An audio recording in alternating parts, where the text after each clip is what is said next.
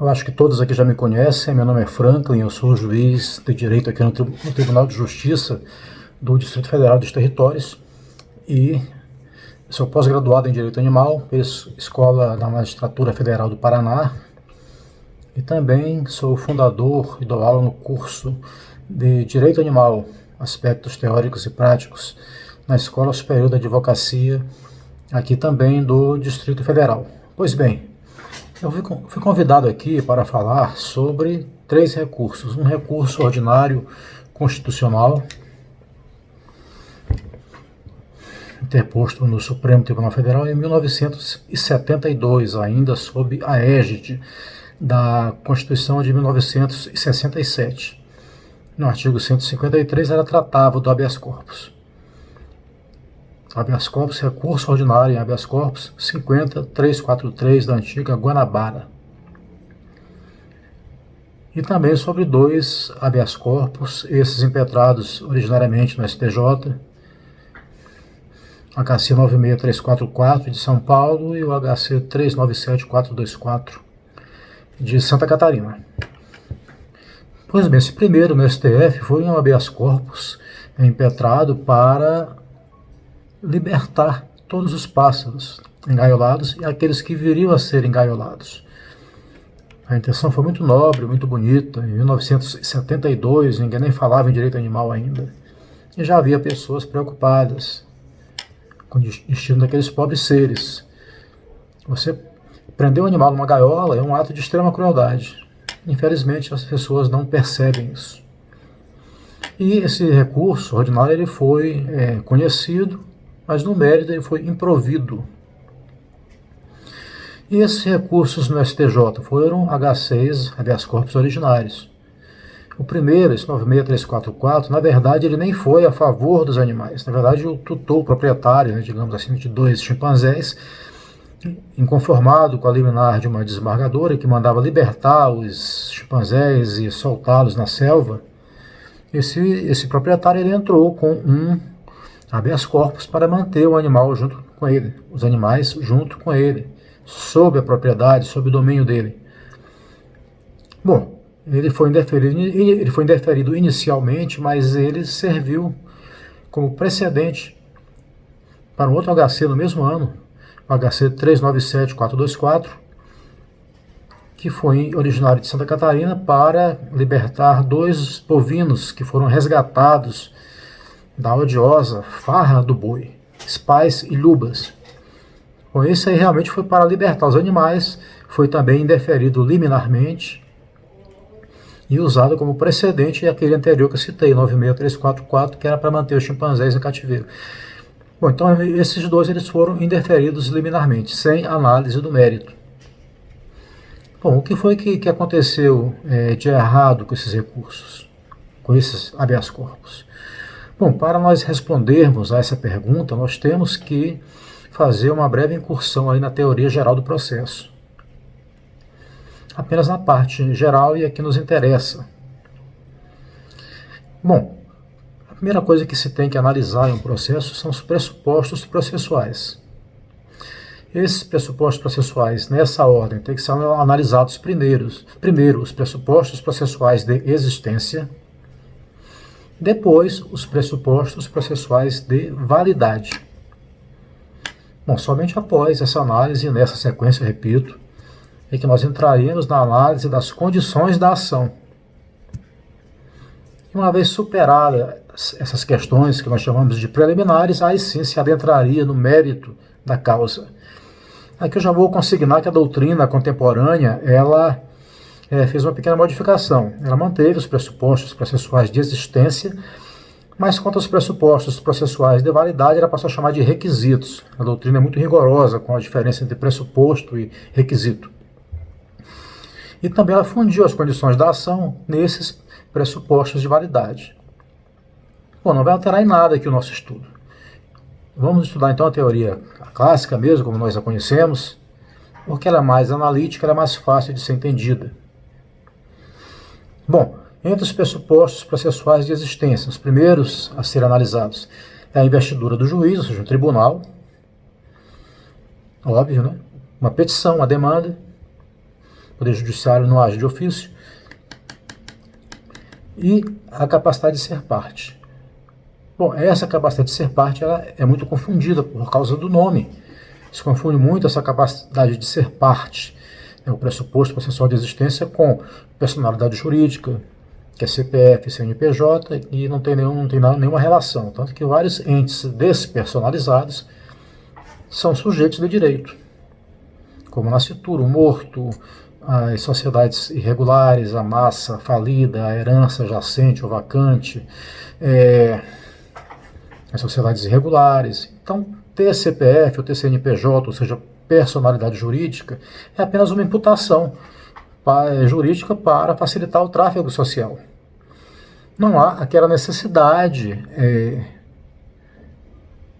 de ter, não há uma condição sine qua non para que se possa participar de uma relação jurídico-processual, desde que a lei, logicamente, confira a esse ente, a esse ser direitos. Essa capacidade de ser parte também não se confunde com capacidade processual, que é um pressuposto processual de validade que vai ser analisado em seguida, que é a capacidade civil da pessoa poder ir a juízo em nome dela mesma, então precisar que aquela capacidade dela seja integrada através de uma representação ou assistência. E também não se confunde essa capacidade abstrata e genérica de ser parte, pressuposto processual de existência, com a legitimação para a causa, que é uma condição da ação. Então os nomes são muito parecidos e confundem muito. O que interessa nesse momento é que o pressuposto processual de existência, denominado capacidade de ser parte, ele significa uma aptidão genérica abstrata para que um ente, personalizado ou não, seja sujeito de direitos, seja sujeito de direitos, ou seja, possa reivindicar em juízo, uma relação jurídico-processual, aquele direito que a lei material lhe concedeu. Por isso, alguns autores chamam essa capacidade de ser parte de personalidade processual ou personalidade judiciária, ou simplesmente sujeito de direitos. E o que dá aos animais essa capacidade de ser parte, de poder reivindicar seus direitos em juízo? É o nosso conhecido artigo 225, parágrafo 1º, inciso 7, quando fala que os animais são protegidos, qualquer ato que vise a prejudicar a sua função ecológica, que venha lhe causar extinção, ou que lhe submeta à crueldade humana. Então os animais têm direitos. Se eles têm direitos, pela própria Constituição, artigo 5º, inciso 35, nenhuma lei, no caso nenhuma lei processual, poderá excluir do Poder Judiciário a análise de uma lesão ou ameaça de lesão ao direito. Então essa é a capacidade de ser parte, que é um pressuposto processual de existência. Bom, verificados os pressupostos processuais de existência, passamos agora à análise dos pressupostos processuais de validade. Eles são competência e imparcialidade do juiz, petição apta, citação válida, os pressupostos processuais extrínsecos, ou também chamados negativos, que é a litispendência, a perempção, a coisa julgada e a convenção de arbitragem. Bom, mas tem também um item chamado capacidade processual, que aí confunde com aquele antigo que nós vimos, que é a capacidade de ser parte. Aqui não, aqui é a capacidade processual, que é a capacidade civil. Se confunde com a capacidade civil. Quando a pessoa, o ente, tem uma capacidade civil plena, ele vai a juízo em nome próprio, reivindicar seus direitos. Mas quando ele não tem a capacidade plena, ele é incapaz, ele vai a juízo também, mas representado, conforme o caso assistido, por um representante legal. Aí que entra o Instituto da Representação Processual. É muito fácil lembrar disso. Lembram quando o professor de prática forense dizia que o neném que vai, uma criança que vai a juízo, reivindicar alimentos contra o seu pai, inadimplente. Não é a mãe da criança que vai, é a própria criança, é o próprio infante. Mas ele, como ele não tem capacidade civil plena, ele vai representado por sua genitora, por sua mãe ou por uma responsável legal qualquer. Pois bem, vamos começar a raciocinar agora em termos de direito animal, basta colocar um animal no lugar desse incapaz, dessa criança, colocar um guardião, a pessoa que se dispõe a defender o direito dos animais, desse animal específico, no lugar da mãe, e no lugar do pai inadimplente, aquela pessoa ou aquele ente que está maltratando o animal, está prejudicando a função ecológica dele, ou está levando à extinção. Então assim fica mais fácil entender o que é capacidade processual, que é um requisito, é um pressuposto processual de validade que a doutrina moderna chama de requisito processual de validade. E qual a lei ordinária que concretiza essa capacidade processual dos animais individualmente? É o decreto 24645 de 34, feito na época do Estado Novo pelo então presidente Getúlio Vargas, que se nós formos nos endereços eletrônicos da Câmara ou do Senado, ele consta como revogado pelo decreto 11 de 91 do então presidente Fernando Collor de Mello, mas isso não é correto. Esse decreto 24645/34, apesar do nome, ele tem o status de lei ordinária federal. Naquela época, o decreto presidencial já era uma lei, tanto que no próprio artigo 18 desse decreto está escrito: essa lei entrará em vigor imediatamente, independentemente de regulamentação. Então somente uma outra lei federal poderia revogar esse decreto, e nunca um decreto administrativo, como foi feito. Bom, a parte criminal desse decreto já foi derrogada pela Lei de Contravenções Penais e, posteriormente, a Lei de Contravenções Penais, no que respeita a maus tratos animais, foi derrogada pela Lei 9.605/98, que é a Lei dos Crimes Ambientais, artigo 32. Mas a parte civil desse decreto, que tem força de lei, status de lei, essa parte civil ela se manteve, não foi revogada. E é exatamente esse artigo 2º, parágrafo 3º, que cuida da capacidade processual. A redação dele é um pouco truncada, não tem assim o rigor técnico que nós temos hoje. Aqueles conceitos da década de 30 ainda não eram bem definidos. Mas esse dispositivo ele permite a mais ampla representação dos animais em juízo, tanto em nível individual, o próprio animal reivindicando seu direito, como também em nível coletivo.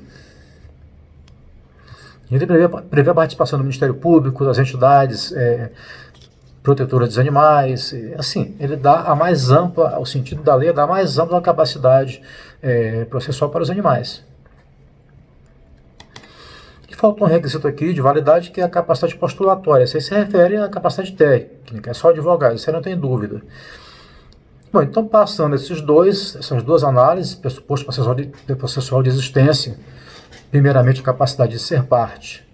Depois, pressuposto ou requisito processual de validade. Especialmente, capacidade processual, que o animal vai ser representado, porque ele é incapaz, por um guardião. Passamos para a análise das condições da ação. Nós devemos esse estudo a Henrico Túlio Liebmann. Bom, as condições da ação são o interesse de agir, necessidade de utilidade, e a legitimação ad causa, que nada mais é do que a pertinência subjetiva entre o direito material e aquele que pede aquele direito. Então, quer dizer o seguinte: somente pode ser reivindicado em juízo um direito que é próprio, ninguém pode reivindicar o direito de terceiro. Isso é óbvio, é a legitimação ordinária. Mas existe a legitimação extraordinária, em que alguém reivindica em nome próprio um direito de terceiros. É a substituição processual, que ocorre, dentre outras hipóteses, nas ações coletivas, que aqui nos interessam, que é a ação popular e a ação civil pública. O substituto processual ele é parte, porque a lei assim o definiu, é uma ficção jurídica, para que ele possa representar interesses coletivos. Isso não teria como. Interesse difuso, por exemplo, toda a coletividade. Como toda a coletividade iria a juízo? Então criou-se essa ficção jurídica da substituição processual. Pois bem, então quais são as ações possíveis para que os animais tenham seus direitos defendidos em juízo?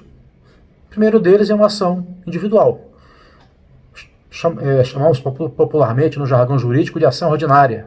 Não é o nome técnico mais preciso, mas é o que se usa. Então, o animal pode se defender através de uma ação ordinária, uma ação individual. Ele vai a juízo, representado processualmente por um guardião, contra aquele ente, aquele ser, aquela pessoa que está lhe causando algum mal injusto, está lesando algum direito seu. É a primeira forma de defesa do animal em juízo, de reivindicar seus direitos, se defender em juízo. E a segunda forma são as ações coletivas, a ação popular e a ação civil pública, que, no caso, para defender interesses difusos. Então, por exemplo, no caso do habeas corpus do Supremo, aquele dos passarinhos, para libertar os passarinhos, não tem como individualizar aqueles passarinhos. São dezenas de milhares. Então, ele teria que ter entrado na época com uma ação popular, ou hoje uma ação popular ou uma ação civil pública, para defender interesses difusos de toda a coletividade e ter aquele meio ambiente ecologicamente equilibrado. Bom, mas também, mesmo que o animal esteja individualizado, isso é muito recente no direito, ele também pode ser defendido pelas ações coletivas, ações populares e ações civis públicas. Isso tem sido feito. Por quê? Porque aí não está se considerando somente aquele animal individualizado, está se considerando o direito difuso que todos os cidadãos têm de ver o meio ambiente ecologicamente equilibrado. Bom, como isso funciona? Por exemplo, um advogado aqui do Distrito Federal moveu uma ação popular para libertar uma ursa siberiana que estava padecendo terrivelmente no zoológico de Teresina. Depois de uma longa batalha judicial e administrativa, a ursa foi removida finalmente para um santuário em Joanópolis, São Paulo, onde tem um clima serrano bem mais agradável para aquele animal. Mas foi um animal só individualizado. Por que se entrou com uma ação popular? Porque se considerou interesse difuso ao meio ambiente ecologicamente equilibrado. O que é um ambiente ecologicamente equilibrado quando se fala em animais? É o que está no já conhecido artigo 225, parágrafo 1º, inciso 7º. O animal não pode ser perturbado na sua função ecológica, não pode também ser extinto, não pode sofrer maus tratos. Qualquer uma dessas figuras que estejam sendo violadas está causando desequilíbrio ambiental. E é um interesse difuso, interesse de toda a coletividade, que aquele equilíbrio seja restabelecido. Bom, então, na verdade, são 3 formas de defender os animais em juízo. De reivindicar o direito daqueles animais em juízo, defendê-los contra atos que lesem direitos seus. Ou uma ação ordinária individual do próprio animal, representado por um guardião, contra quem o está maltratando, ou então ações coletivas. Tanto para uma coletividade de animais, como passarinhos engaiolados, como golfinhos na Baía de Santa Catarina, por exemplo, como também para animais individualizados, que tem sido usado muito. Eu citei o exemplo da ursa marcha. Uma outra advogada de Brasília entrou com uma ação civil pública para libertar elefante, fêmea, leite, lá da Paraíba.